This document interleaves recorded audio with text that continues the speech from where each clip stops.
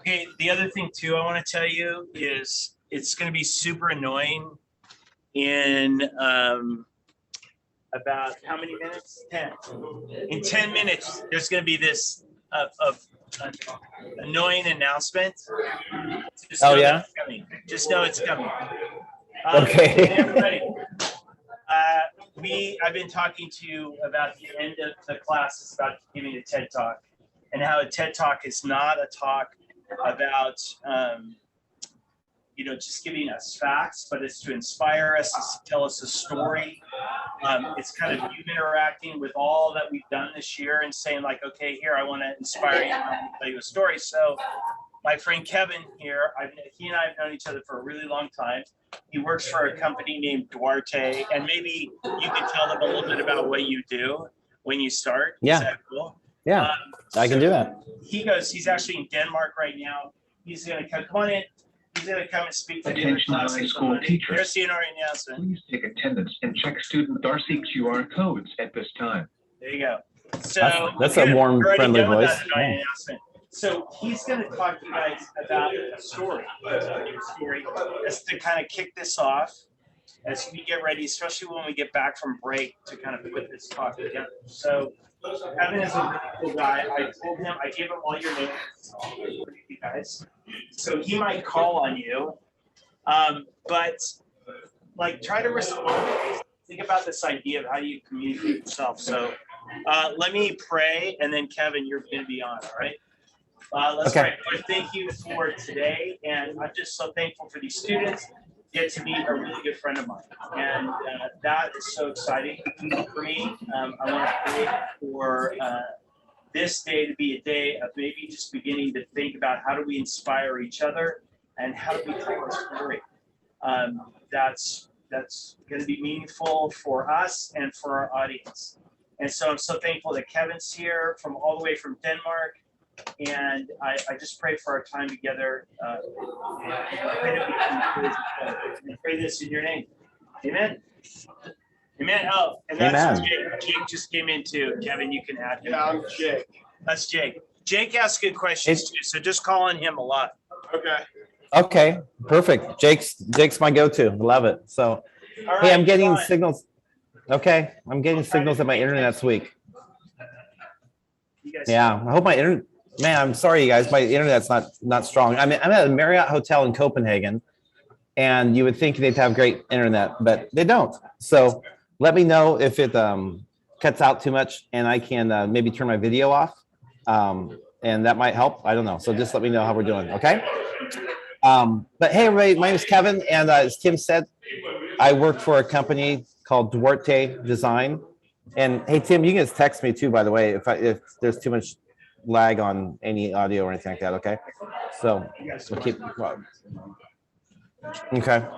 So anyways, yeah. So it's a communication design company. We're based in Santa Clara, and we help people craft their messages and tell their stories. And I've been doing that for a long time.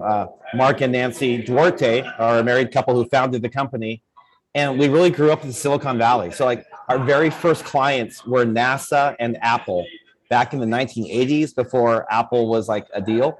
And over time, we've been helping companies like Apple, like Salesforce, like name somebody, tell their stories and craft their messages and deliver it in compelling ways. So it's really cool. We get to work with really the world's biggest and best brands and individuals.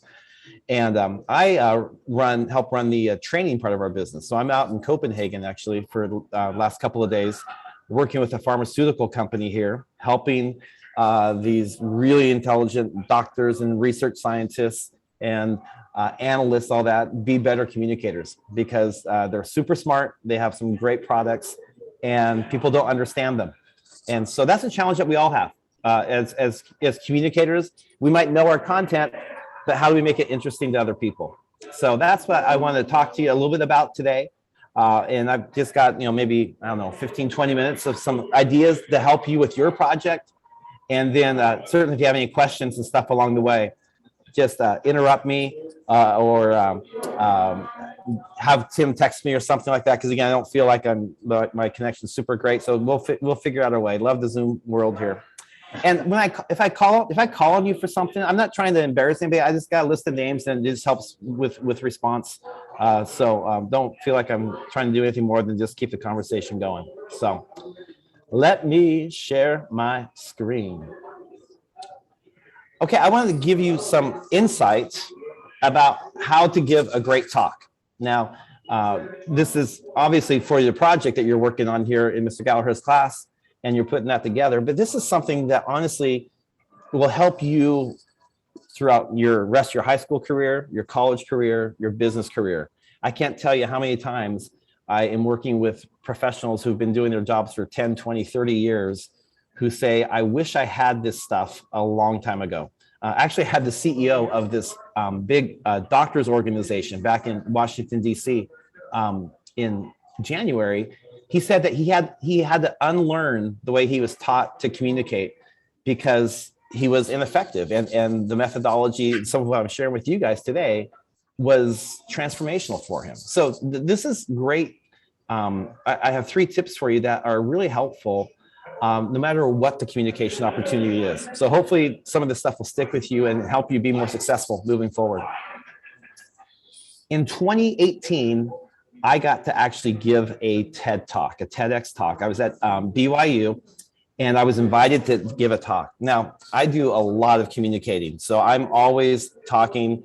I will preach at church every now and then. I talk for a living. So giving a talk is something I do all the time in my sleep. But to do this talk at BYU, to stand on that red dot and to get this video, it freaked me out. I spent over 60 hours putting together this 13-minute talk. And it messed with my head. It was amazing. I had stage fright. I had all these things I hadn't ever experienced in such a long time. And the reason I had that is because I really cared about this talk. I wanted it to be great.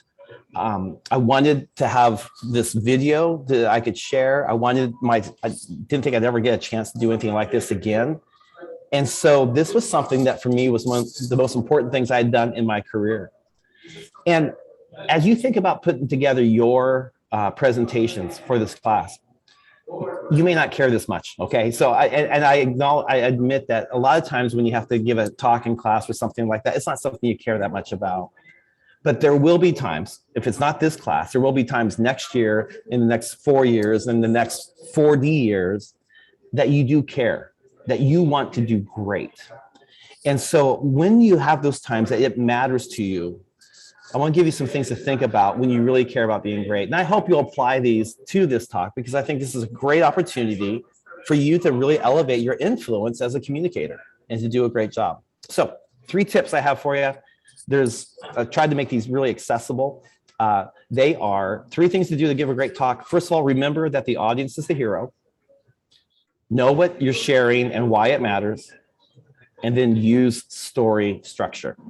Okay, I'm going to just talk through each of these real quickly and give you hopefully some tools that you can use to help put your talk together. Okay, so here's the first one. Remember, the audience is the hero. When you think about a teacher who's having a really bad day and doing a lousy job, what's happening in the room? Go ahead and I'll call on some people, but if not, just give me some answers. What's it like when a teacher's doing a lousy job? Just give some language to what makes a teacher boring or whatever it might be. Go ahead and call some things out. Can you do that? I wouldn't know. Mr. Gallagher's the best. Oh, way to suck up. That had to be Jake. Was that Jake? I'm just guessing. That's good. Yeah. Okay. I know Tim well enough that that's not true, but it's some other teacher. Okay. Not Mr. Gallagher. But no, when you think of a teacher that's just really doing a lousy job, what are they doing or what are they not doing? They're disorganized. Disorganized. Yeah. Good. Yeah. What else? Like the kids aren't really engaged. They're kind of off doing their own thing. Yeah, they aren't engaged. They aren't doing anything that's interesting or capturing the attention of the students. Absolutely. Yeah. How about Josh? Yeah, go ahead. Someone else. The teacher doesn't show much passion for the subject. Yeah, they're kind of mailing it in. Either they're teaching off a lesson plan they don't care about, but you can tell they aren't connected, they aren't engaged. Yeah, absolutely. What else comes to mind? This one's kind of an easy one.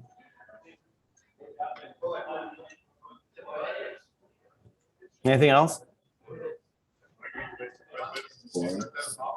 Boring. Yeah, they kind of monotone. They just aren't bringing anything that makes you interested, and it's easy to check out of those classes. Absolutely. Okay, this one's harder. What about when they're doing a great job? Think about Mr. Gallagher on his best day, or maybe your teacher for your next class. Either way, but what's happening when a teacher is doing a great job at leading their class? What are the things that are happening there? Kind of like the opposite of what you said, where they're not just going based off of some list of things they have to do and curriculum or whatever. They can kind of bounce off of those like main ideas to engage their students. Yeah, they're going off script, right? They know more than just what's put on their notes, and so they're engaging. And I like what you said. They're bouncing off things. You know, they're taking something, going deeper, and adding to it. Yeah. What else? I've noticed that when a teacher is very passionate, they get very loud and commanding about what they're talking about, and it makes it harder to lose track of what you're paying attention to. Yeah, their tone, right? They get more dynamic, they get more emphatic, and you can really sense like, dang, they're connected to what they're talking about. And so, yeah, that's a great observation, that they're really engaged with the content. What else? Anything else come to mind? They build connections. It's kind of the opposite of all the bad things, right? The opposite of when they're doing a lousy job. Here's the thing to remember. When you want to be a great communicator, the first thing you want to do is hold yourself accountable to the golden rule of never giving a talk that you wouldn't want to sit through. Okay? When you're putting this together, and if you think like, this is boring, right? This is just going to be, a bunch of bullet points or whatever, and you're throwing it together. That's the first indicator that you got to stop, because you're going to be boring, right? And you think, well, it doesn't matter, it can't always matter all the time, but every one of us has our own, our own personal brand, right? This reputation of what kind of a communicator are you? And you're at this point of your careers as students, and eventually we start working, where you're building your reputation. And no one wants to be a boring communicator. Nobody wants to be like those teachers that are disengaged and not inspiring. They don't know the content. When we do that, we are wasting an opportunity to show up and to make a difference. And so in order to do that, we have to start and think about the great teachers or the great communicators. They care about what's going to work with the audience. Those great teachers, they're thinking not just about how to be dynamic and engaging, they're thinking about how can I be dynamic and engaging to you, juniors and seniors at Valley Christian, or to whoever their audience is. They're thinking about them specifically. And that really comes down to this idea of empathy. When you think about putting your talk together, you want to start with empathy for your audience. What's it like to be them, to the people you're talking to? Now, empathy, there's probably lots of ways of defining that. I like to say that empathy is imagination for the sake of understanding. When I'm empathetic for my audience, I'm imagining what's it like to be them. I thought about you guys today. So I was driving back from the client I was with today. I was thinking, okay, it's Friday morning.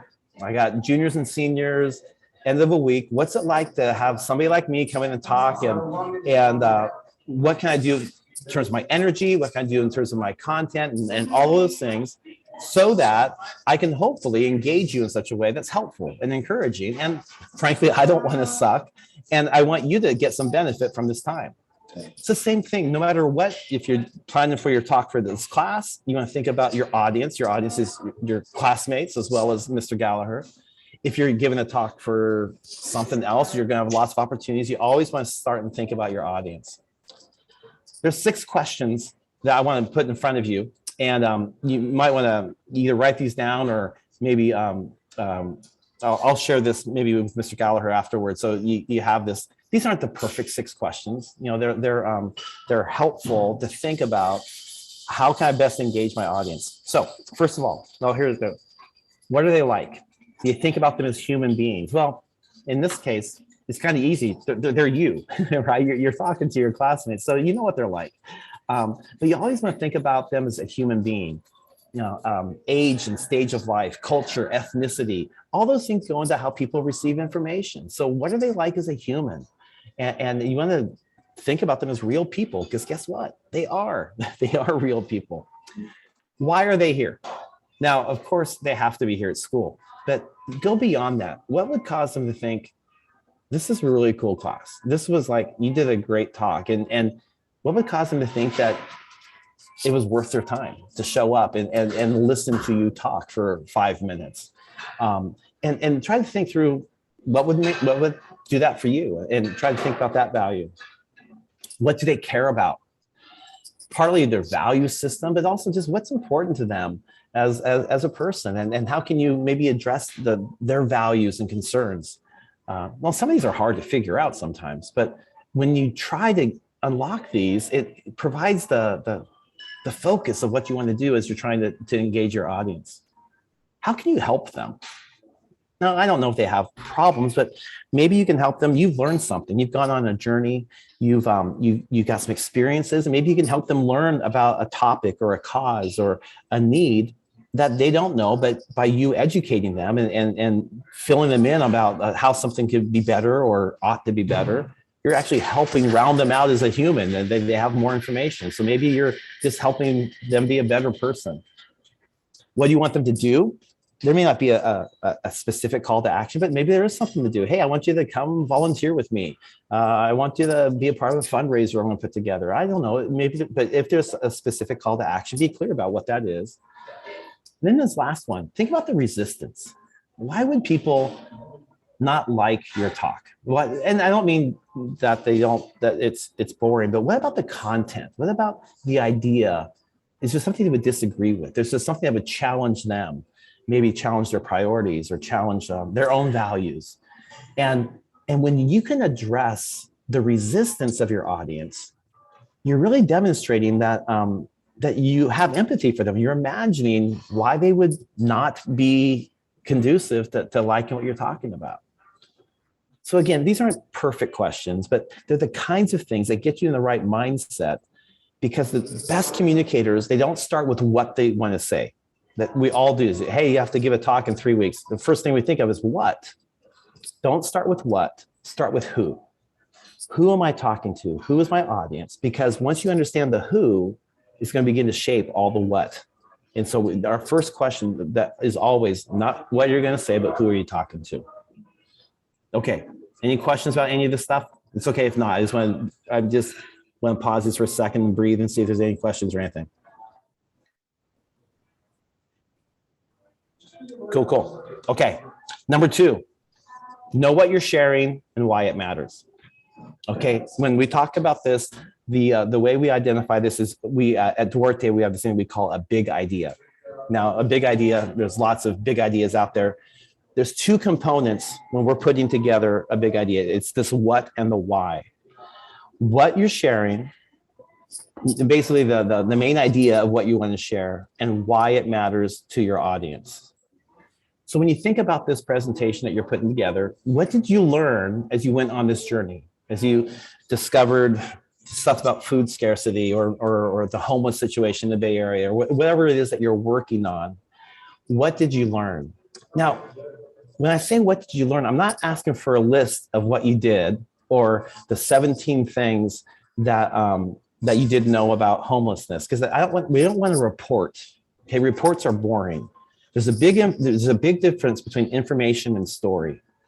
And I can tell you guys, I spend a lot of time in a lot of businesses all over the world helping people move from information to story. Because information is easy. Here's the 17 things I know. Here's what I did, all these things. Great, but no one cares.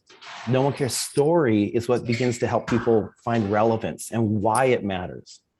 So as you're going on your journey and putting together your talk and you're learning the stuff you're learning, and you're doing the experiences that you're experiencing, whatever that's going to be, I want to encourage you, take note every time you feel something about your topic. because it's those moments where you feel something. It could be a positive emotion, it could be a negative emotion. Those are the moments that transformation is happening. Something interesting is happening there. You're not just doing something, but you're feeling something. Maybe you're gonna feel discouragement about a cause because you think this is never going to get solved. There's no solution to that. So maybe just take note of that. Just write that down and say, I'm just really discouraged.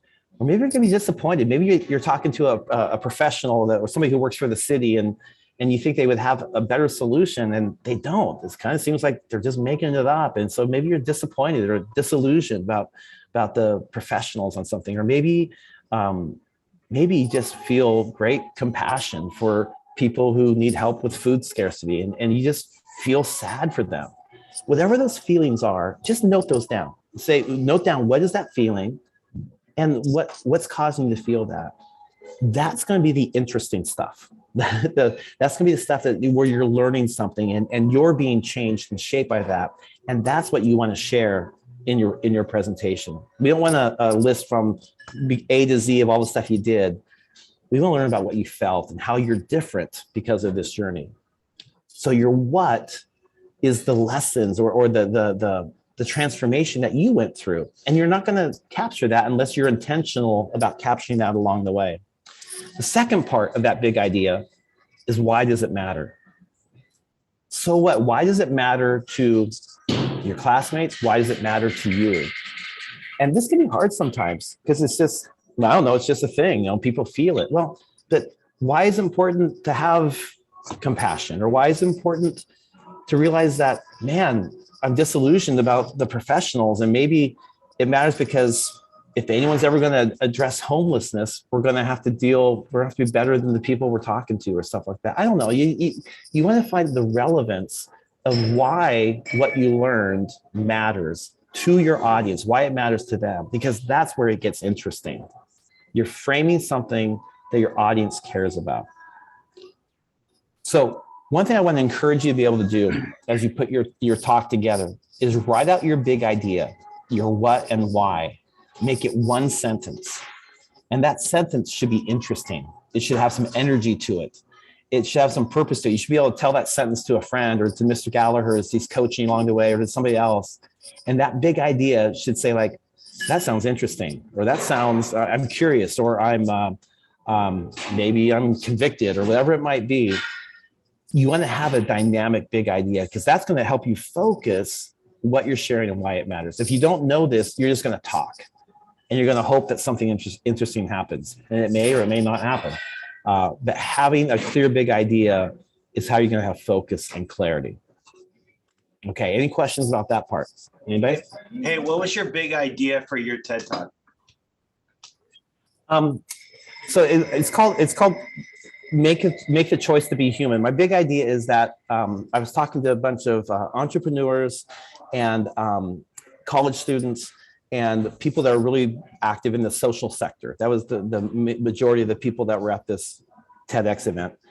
And my big idea was that people are having business meetings and business conversations all the time, and they're ignoring the humanity of the people they're talking to. And so they're being lousy leaders. They're just trying to command and expect things, and they aren't engaging people as humans. And so it was really about trying to wake people up to their humanity. And it matters because that's how we have influence. Is really kind of positional authority versus influence. And at the end of the day, hey, everybody, go after influence. If you're an influencer, you'll have all the positional authority you want, but don't go after just positional authority be an influencer. That's how you're going to have impact. That's how you're going to change lives. So that was really what it was about. Well, I'll play your TED Talk for them next week, and we'll all see if that was true or not. Okay, yeah. I'm glad you're doing that after this talk. Exactly. Oh man. I You'll think say I should think about, like, what's your big idea when you think about your talk. I think this is really key. Do you have any questions about that? Because I think I'm going to ask you all to have a big idea. Does that make sense? Don't look so concerned. Look happy. It's just one sentence. Yeah, that makes sense to me. But what do I know, right, Josh? Yeah. Yeah. He was really quick to answer that. I know.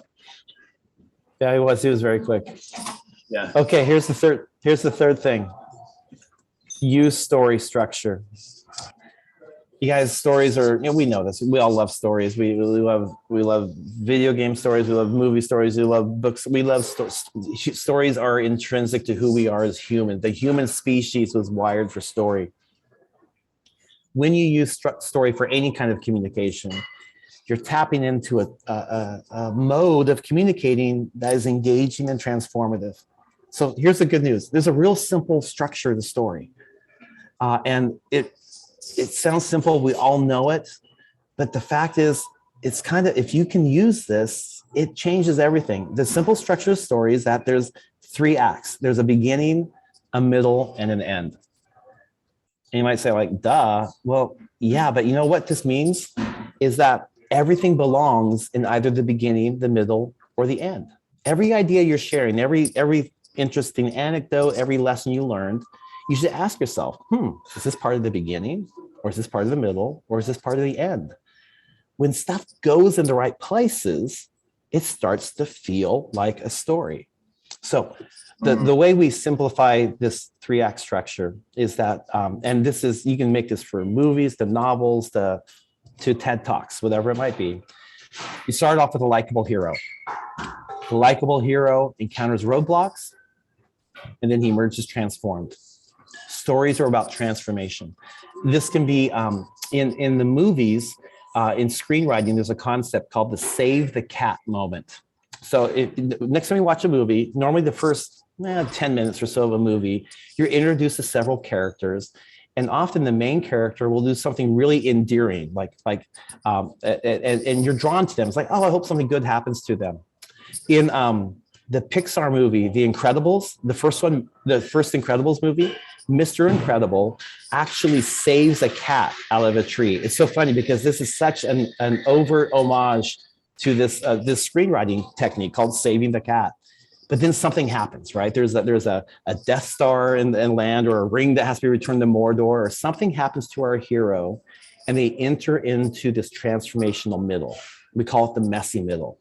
And that's where they have tests that they fail, they have tests that they succeed, they have new mentors, they have this whole transformation that happens. They're broken and built up and broken again, all of that, so that at the end they emerge victorious. They slay the dragon, blow up the Death Star, return the ring, whatever the story might be. So when you're using story structure for your talks, for your presentations, you want to think about this whole transformational journey. And so when you think about the likable hero, really what you're doing is you're thinking, hey, before I started this project, I thought this way. Or all my life, I was told one thing, right? And so you're kind of giving the middle of what was your starting point to your journey through the learning through this topic or this cause that you're focusing on. So that's what kind of the stuff at the beginning, and you unpack that stuff. In the middle, this is where you encounter roadblocks, right? In terms of transformation. So what the roadblocks are, sorry, I got all these wrong animations. Your middle is stuff like, hey, I was surprised to learn this. Or man, this person, they blew my mind when they told me X, Y, Z. The middle is where those things that you wrote down, those feelings you wrote down, it's like, man, I was surprised, or I was discouraged, or man, it broke my heart, or I was filled with hope, or whatever it might be. That middle part is where you start to be changed, and you tell us how you were changed, right? What are the things you learned, and what are the things that began to cause you to see this cause or this idea differently? And so your ending is how you again emerge transformed. And so your ending is stuff like, now I believe this, or I've changed the way I do something. And so you're giving us the lesson that you learned, or how you're different because of this journey. That's using story structure to recount to all of your classmates and Mr. Gallagher the journey you've gone through for this project. And so you capture your ideas, and I'm going to gave you this little worksheet that I'll talk you through real quickly, so you can even see how to go through and do that. But here's the thing: when you tell a good story, make sure you bring out the details. The details make it interesting. If I were to say, last Christmas I ran into a friend in San Francisco at Christmas time. Well, that's not a story. That's barely even interesting. That's like, so what? But if I say, hey, last Christmas, my family and I, we were at Union Square at Christmas time, and we were in front of the ice skating rink there. Maybe you've seen it, where in front of the Macy's, we were crossing the street going from Union Square and towards Macy's. And then the crosswalk coming towards me was somebody I thought I recognized from high school. And we're in the middle of a crosswalk. And I said, no, Tim, is that you? And he goes, yeah. And so we actually ran. And so hear all those details, right? Many of you have been to Union Square, maybe gone ice skating, the Macy's. All of a sudden, you start to imagine the scene of two families crossing the crosswalk and finding each other. That's what I mean by using details. When you are describing your transformational journey, don't just say, I learned something. Man, talk about the details of how you learned that and what you struggled with and what was happening around you. And that's what makes it visual for your audience. They can begin to imagine them being in that same experience. And that's what's really powerful about story. So the way to use story structure so that when you get done, your audience has the right idea. Have you ever seen people, they try to tell a joke or they tell a story and it just doesn't work? And maybe you are that person. Maybe you're one of those people like, I hate this stuff because I never get it right. This is what this worksheet is going to help you be able to do, is how to structure your story so that when you're done, people get it. They got the point. So on this handout, and this is a tool that we use for a lot of our workshops, the way you make sure you get the right ending is start with the ending. Write your third act, ending first. What is the moral of your story? What's the lesson that you learned? How are you different? So when you're putting your talk together, start with the end. Man, now that when I think about food scarcity issues, I'm changing the way I'm going to do grocery shopping or whatever it might be. So whatever that lesson is that you've learned, start with that. And then go to the beginning and go do your first act. What were you like before you started this journey? How did you used to think? How did you used to feel? Move into that messy middle. Unpack for us those things that you learned, those challenges that you overcame, the stupid stuff that you did that was either kind of funny or whatever but you learned from it, all that kind of stuff. That's where that messy middle comes in together. And then therefore you emerge transformed. So this is a great technique to make sure that when you're done, your audience says, that's a good story. I get it. It makes sense. So questions about that one?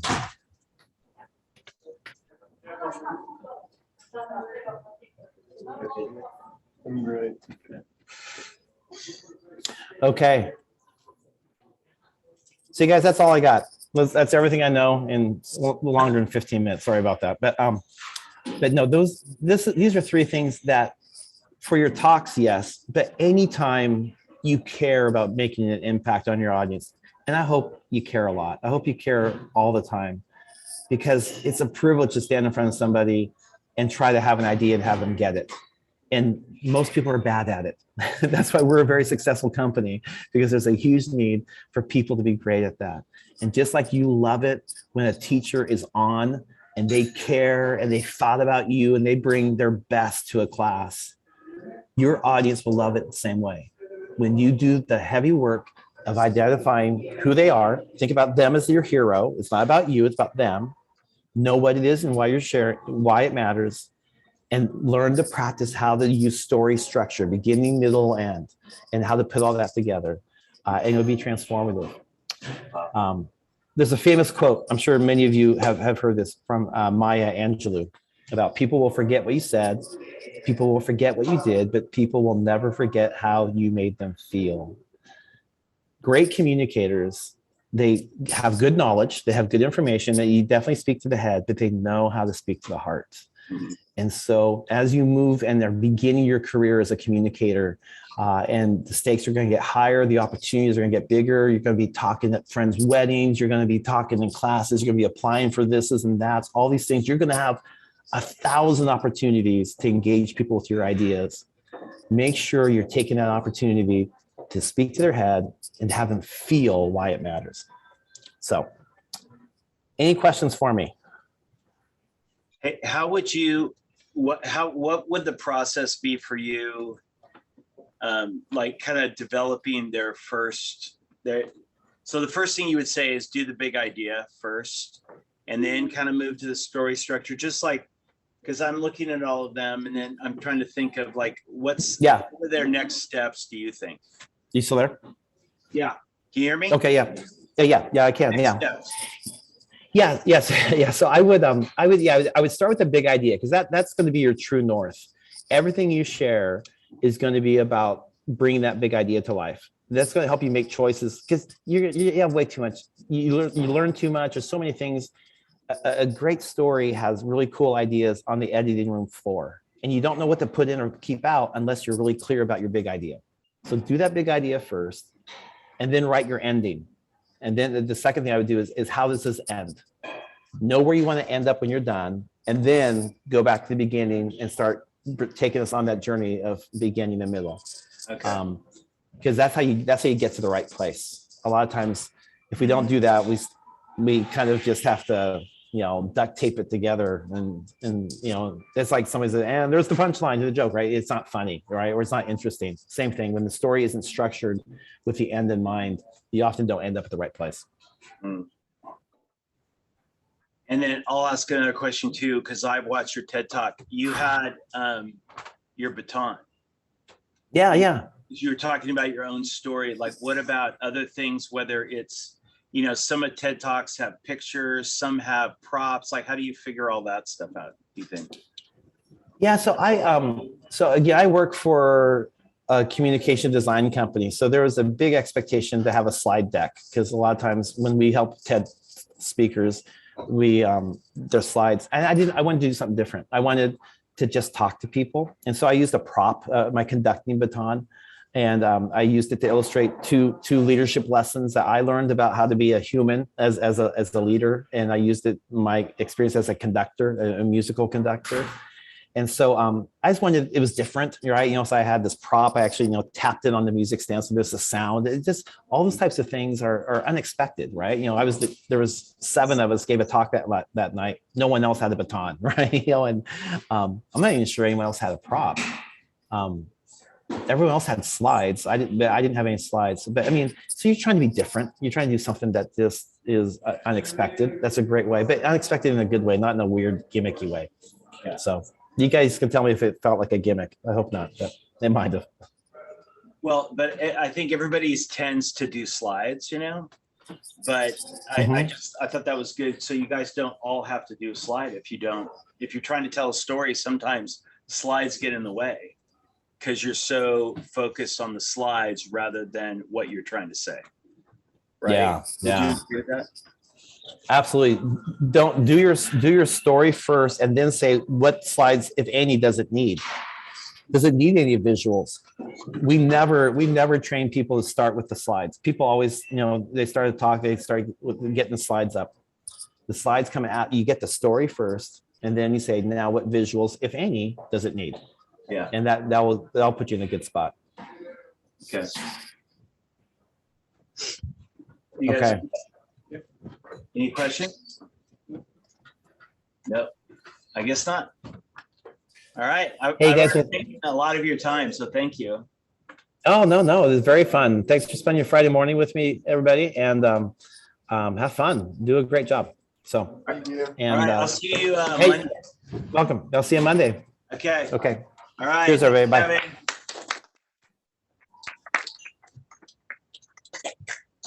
Okay.